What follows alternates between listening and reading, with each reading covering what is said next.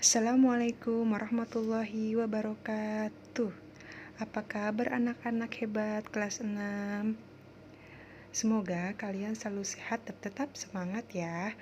Baik, kali ini bertemu lagi dengan Ibu di pelajaran PKN tema 5, subtema 1 dan 2 tentang keberagaman sosial budaya dan ekonomi masyarakat. Keberagaman ekonomi adalah kondisi di mana terdapat banyak jenis kegiatan ekonomi dari para pelaku ekonomi di dalam masyarakat. Adapun contoh keberagaman ekonomi yang dapat kita jumpai di lingkungan terdekat kita, contohnya yaitu seperti di dalam gambar, yaitu polisi, guru, dokter, petani, perawat, pilot, arsitek, dan pedagang. Adapun kegiatan ekonomi yang tumbuh dan berkembang di Indonesia, yaitu contohnya seperti pertanian, perkebunan, perikanan, peternakan, perindustrian, dan pertambangan. Pelaku atau orang yang menjalankan usaha disebut sebagai wirausaha. Bentuk-bentuk usaha yang dilakukan wirausaha. Yang pertama, bisa usaha perdagangan. Yang kedua, usaha jasa. Yang ketiga, usaha industri. Bentuk-bentuk usaha yang dilakukan wirausaha. Yang pertama, usaha perdagangan. Kegiatan dalam usaha perdagangan bergantung pada penjualan barang dagangan. Yang kedua, usaha jasa. Kegiatan dalam usaha jasa adalah mencari order atau pesanan, menyelesaikan tugas, dan mengelola staf untuk menjamin agar pekerjaan berjalan lancar. Yang ketiga, usaha industri. Usaha yang menghasilkan produk atau barang baru, ataupun hanya mengolah bahan mentah menjadi barang setengah jadi. Baik, selanjutnya kegiatan ekonomi. Kegiatan ekonomi adalah kegiatan yang dilakukan untuk memenuhi kebutuhan hidup. Manusia mengenal kegiatan ekonomi sebagai kegiatan produksi, distribusi, dan konsumsi.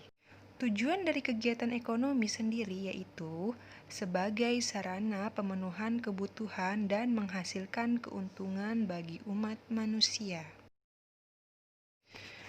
Kegiatan ekonomi meliputi kegiatan produksi. Kegiatan produksi, kegiatan yang bertujuan menghasilkan atau menambah nilai guna dari barang atau jasa. Tujuan dari kegiatan produksi adalah menghasilkan barang atau jasa yang dapat memenuhi kebutuhan konsumen. Sedangkan pelaku dari kegiatan produksi disebut produsen. Contoh kegiatan produksi, penjahit merubah kain menjadi pakaian siap pakai. Lalu, pengrajin kayu menghasilkan meja, kursi, dan almari. Kegiatan ekonomi yang kedua yaitu kegiatan distribusi. Distribusi adalah kegiatan menyalurkan barang dari pihak produsen kepada konsumen. Tujuan dari kegiatan distribusi adalah supaya barang atau jasa yang disalurkan dapat tersebar luas ke konsumen yang membutuhkan. Pelaku dalam kegiatan distribusi disebut sebagai distributor. Pelaku distribusi menyalurkan barang produksi dari tempat jauh ke berbagai agen atau pengecer di pasar maupun toko-toko. Kegiatan ekonomi yang ketiga yaitu konsumsi. Konsumsi adalah kegiatan yang menghabiskan atau mengurangi nilai guna barang untuk memenuhi kebutuhan. Tujuan dari kegiatan konsumsi adalah memenuhi kebutuhan umat manusia. Pelaku dari kegiatan konsumsi adalah konsumen. Contoh kegiatan konsumsi: makanan sehari-hari, pakaian, tempat tinggal, dan lain sebagainya. Nah, perhatikanlah gambar ini. Contoh alur kegiatan ekonomi.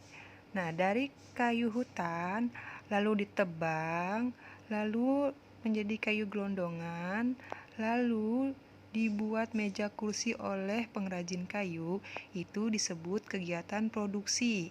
Nah, dari pengrajin kayu ke toko mebel, nah toko mebel itu disebut kegiatan distribusi. Nah, dari toko mebel dibeli oleh pembeli. Nah, itu adalah kegiatan konsumsi. Itulah contoh alur kegiatan ekonomi. Setiap usaha memiliki tanggung jawab yang besar. Tanggung jawab setiap usaha berlaku terhadap beberapa pihak. Yang pertama, tanggung jawab terhadap konsumen. Ketika terjadi transaksi di antara penjual dan pembeli, maka konsumen berhak memperoleh produk atau jasa yang ditawarkan.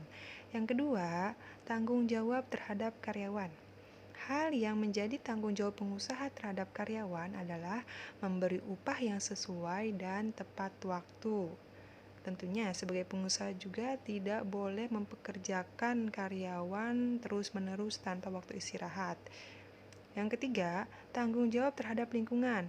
Mengolah limbah dengan cara yang benar, menjaga kebersihan lingkungan, dan mencegah adanya polusi yang dihasilkan dari kegiatan usaha. Nah, sebagai pengusaha juga tentunya harus memikirkan dampak terhadap lingkungan, tentunya dengan mengolah limbah secara benar agar tidak mencemari lingkungan.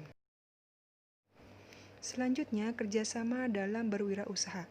Salah satu faktor penentu keberhasilan dalam berwirausaha adalah kerjasama. Berikut tujuan kerjasama dalam berwirausaha. Yang pertama, memperingan pekerjaan. Yang kedua, mempererat tali persaudaraan. Yang ketiga, memperbesar modal.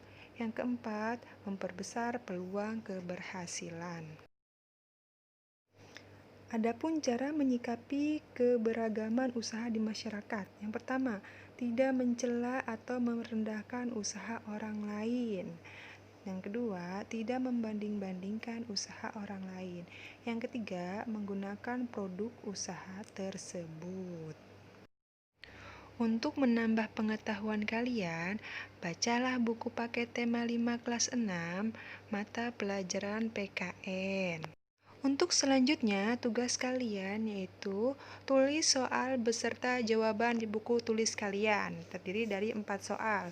Soal yang pertama yaitu, apakah yang dimaksud dengan keberagaman ekonomi? Yang kedua, apa yang dimaksud dengan kegiatan ekonomi? Yang ketiga, apa itu wirausaha?